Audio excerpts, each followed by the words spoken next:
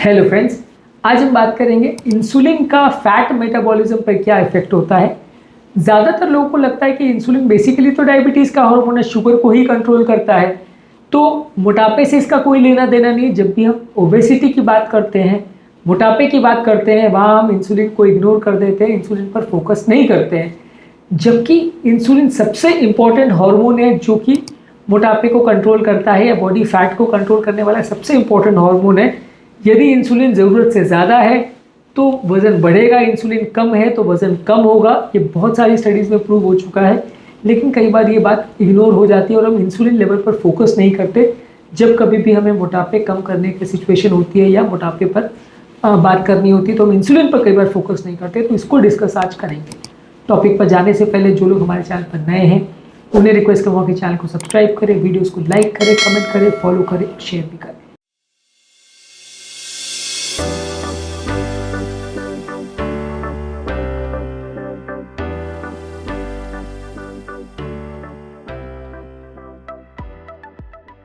Basically insulin जो है sugar metabolism से डील करने वाला हार्मोन है। शुगर मेटाबॉलिज्म यानी शुगर के पाचन को, ग्लूकोज के पाचन को कंट्रोल करने वाला सबसे इम्पॉर्टेंट हार्मोन यही है। जब कभी ग्लूकोज बॉडी में जाता है तो उसके साथ क्या होगा, वो कितना स्टोर होगा, कितना पाचन होगा, कितना वो फैट बनाएगा, ये सब चीज़ इंसुलिन कंट्रोल करता है। बेसिकली जब बॉडी में एक्स्ट्रा ग्लूकोज हो तो इंसुलिन का काम क्या है कि वो उसको फैट बनाकर स्टोर करता है। इंसुलिन बेसिकली हर जगह पे ग्लूकोज को ट्रांसफ़र करता है, कोशिकाओं में पहुंचाता है। जब कोशिकाओं को इंसुलिन की ज़रूरत होती है तो कोशिकाओं में पहुंचाता है, और जो एक्स्ट्रा शुगर या ग्लूकोज ब्लड में होता है उसका फैट बनाता है, यानी डी नोवो लाइपोजेनेसिस करता है। फैट को बना करके फैट के जो स्टोर हाउसेज है या पेट है या जहाँ पे भी फैट स्टोर होता है वहाँ पे उसको स्टोर करने का काम इंसुलिन का है, जो कि बहुत इंपॉर्टेंट है। इसके अलावा जो फैट टूटने का प्रोसेस है उसको रोकता है।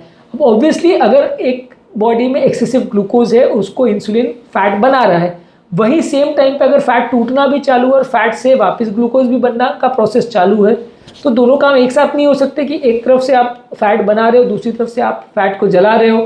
तो ये काम को रोकना भी इंसुलिन का ही काम है कि फैट का जलना, यानी लाइपोलिसिस जो है फैट का बर्निंग प्रोसेस है जिसमें ग्लूकोज बनता है, वो प्रोसेस को भी रोकने का काम इंसुलिन करता है। यही कारण है जब बॉडी में एक्सेसिव इंसुलिन होता है तो फैट बनना चालू रहता है और उसका टूटना रुक जाता है। यानी अगर आप एक्सरसाइज भी कर रहे हो, डाइटिंग भी कर रहे हो, कोई भी कारण से आप अगर वजन कम करने की प्रयास कर रहे हो, लेकिन यदि बॉडी में इंसुलिन ज़्यादा है, खासकर जो टाइप 2 डायबिटिक्स में होता है कि बॉडी में एक्सेसिव इंसुलिन होता है और वो अपने सेल्स वाले रिसेप्टर में काम नहीं कर पाता है, तो वहाँ पेशेंट खाता चला जाता है, उसका वजन बढ़ता चला जाता है, कोशिकाओं को ग्लूकोज नहीं मिलता है, उसके बावजूद व्यक्ति को भूख लगती रहती है और उसका जो भी खाद्य पदार्थ वो खाता है वो फैट बनता चला जाता है, वजन उसका बढ़ता चला जाएगा, डायबिटीज़ उसकी बिगड़ती चली जाएगी, लेकिन उसको कोशिकाओं में ग्लूकोज नहीं मिलेगा। तो ये इंपॉर्टेंट काम इंसुलिन का है। और काफ़ी स्टडीज़ ने ऐसा शो किया है कि किसी व्यक्ति को यदि आप कैलोरी रिस्ट्रिक्शन भी कर लो, लेकिन अगर आप इंसुलिन देते जाओगे तो वो मोटा हो जाएगा। जबकि कोई व्यक्ति ऐसा है जिसको इंसुलिन की कमी है बॉडी में, जैसे टाइप 1 डायबिटिक्स होते हैं, उनको आप कितना भी खिला दो लेकिन अगर इंसुलिन नहीं दोगे तो उनका शरीर दुर्बल होते चला जाएगा और वो स्टार्वेशन में चले जाएंगे और स्टार्व करके मर जाएंगे, लेकिन उसकी बॉडी फैट नहीं बनाएगी, क्योंकि ये फैट बनाने का जो प्रोसेस है वो बहुत हद तक इंसुलिन ही कवर करता है, कंट्रोल करता है। यही कारण है कि टाइप 2 डायबिटिक्स ज़्यादातर मोटे होते हैं और टाइप 1 डायबिटिक्स ज़्यादातर पतले होते हैं, क्योंकि टाइप 1 डायबिटीज़ में बॉडी में इंसुलिन की कमी होती है, टाइप 2 डायबिटिक्स में इंसुलिन एक्सेस होता है। ये खाने से इतना ज़्यादा कंट्रोल नहीं होता। यही कारण है कि हम कैलोरी रिस्ट्रिक्शन करके, या यही कारण है कि हम सिर्फ एक्सरसाइज करके यदि हम इंसुलिन पर फोकस नहीं करते हैं तो हम वज़न नहीं कम कर पाते हैं, क्योंकि इंसुलिन अगर बॉडी में ज़्यादा है तो फैट बढ़ता रहेगा। भले आप कितना भी कैलोरी रिस्ट्रिक्शन कर लो, आपको भूख लगती रहेगी, आप परेशान होते रहोगे, लेकिन बॉडी वेट कम नहीं होगा, क्योंकि फैट जलने का फैक्ट्री को तो इंसुलिन ने बंद कर दिया है। तो इंसुलिन बॉडी में अगर ज़्यादा है तो आपका मेहनत करना वेस्ट है। इसी कारण से इंटरमिटेंट फास्टिंग सबसे ज़्यादा सक्सेसफुल होती है, क्योंकि इंटरमिटेंट फास्टिंग में जब ग्लूकोज लेवल बहुत ज़्यादा कम हो जाता है तो इंसुलिन लेवल भी कम हो जाता है, फिर बॉडी का इंसुलिन का रिस्पॉन्स जो है वो बेटर होता है, इंसुलिन रेजिस्टेंस काफ़ी कम हो जाता है, बॉडी जो एक्सेसिव इंसुलिन वाले इस कंडीशन में थी वो बेटर हो जाता है, जिसकी वजह से आप कंपेरेटिवली काफ़ी चांसेस है कि आप अपना वजन कम कर पाते हो। क्योंकि जब इंसुलिन कम होता है तो बॉडी फैट को जलाना चालू करती है, वहाँ से ग्लूकोज लेना चालू करती है, तो फैट अपने आप कम होने लगता है, वजन अपने आप कम होने लगता है। लेकिन यदि इंसुलिन पर आपने फोकस नहीं किया तो फिर आप एक्सरसाइज करते रह जाओगे, डाइटिंग करते रह जाओगे, लेकिन आपका वजन बढ़ता चला जाएगा। फैट बनाने का काम इंसुलिन ही कंट्रोल करता है। मेटाबॉलिक स्विचिंग का काम भी इंसुलिन करता है कि कब बॉडी ग्लूकोज यूटिलाइज करेगी, कब कीटोन बॉडीज यूटिलाइज करेगी। ग्लूकोज बेसिकली शुगर से या कार्बोहाइड्रेट से आने वाला तत्व है जिसको ज़्यादातर सेल्स यूज़ करते हैं। कीटोन बॉडीज फैट को जला करके बनाया जाता है। जब फैट बर्न होता है तो कीटोन बॉडीज बनते हैं और सेल्स इसको भी एनर्जी की तरह से यूज़ कर सकते हैं। लेकिन कैसे डिसाइड होगा कि सेल्स ग्लूकोज को यूज़ करेंगे कि कीटोन बॉडीज़ को, ये डिसीजन भी इंसुलिन ही करता है। यदि इंसुलिन बॉडी में कम है तो बॉडी कीटोन बॉडीज़ को यूज़ करने लगती है, इंसुलिन ज़्यादा है तो बॉडी ग्लूकोज को यूटिलाइज करने लगती है। इंसुलिन बशर्ते अपना सेल्स पर काम प्रॉपर रूप से कर सके। तो इंसुलिन लेवल से ही काफ़ी हद तक डिसाइड होता है कि बॉडी अपना फैट को यूटिलाइज कर पाएगी या नहीं कर पाएगी और फैट बर्न करेगी या नहीं करेगी। कीटोन बॉडीज जो बन रहे हैं उसको बॉडी यूटिलाइज करके उससे एनर्जी ले पाएगी या नहीं ले पाएगी, ये काफ़ी हद तक इंसुलिन द्वारा ही कंट्रोल होता है। और जब तक बॉडी में एक्सेसिव इंसुलिन है तब तक कोशिश बॉडी की यही रहेगी कि ग्लूकोज को यूटिलाइज करे। जब आपका इंसुलिन कम होगा उसके बाद ही बॉडी फैट को जलाना चालू करेगी और कीटोन बॉडीज़ को यूज़ करना चालू करेगी। तो कीटोन बॉडीज़ को अगर आपको यूज़ करना है एनर्जी की तरह से और फैट्स को अगर जलाना है तो इंसुलिन पर फोकस करना बहुत ज़रूरी है। और कैसे भी करके आपको इंसुलिन कम करना है, बाहर से इंसुलिन भी आपको नहीं देना है। कई बार क्या है, डायबिटिक पेशेंट्स में आप शुगर लेवल्स को कंट्रोल करने के लिए इंसुलिन देते चले जाते हैं। जितना ज़्यादा आप इंसुलिन देते चले जाते हैं आदमी मोटा होते जाता है।